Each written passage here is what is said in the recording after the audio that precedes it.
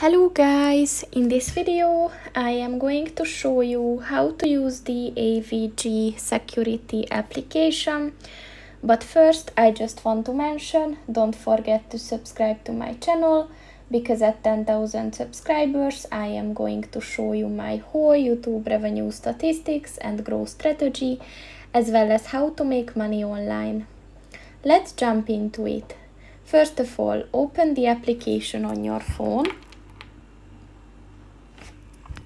So in this application you can track if there are any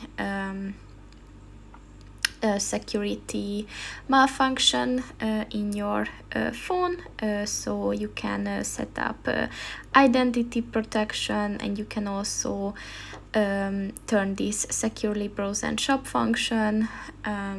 You can secure a web shield, and you can also see if the application scanned anything. So it's a very useful application for your phone's safety. In the settings you can set a passcode, you can enable Face ID, and you can manage further data settings. So that's pretty much it for this video, guys. See you in the next one. Goodbye.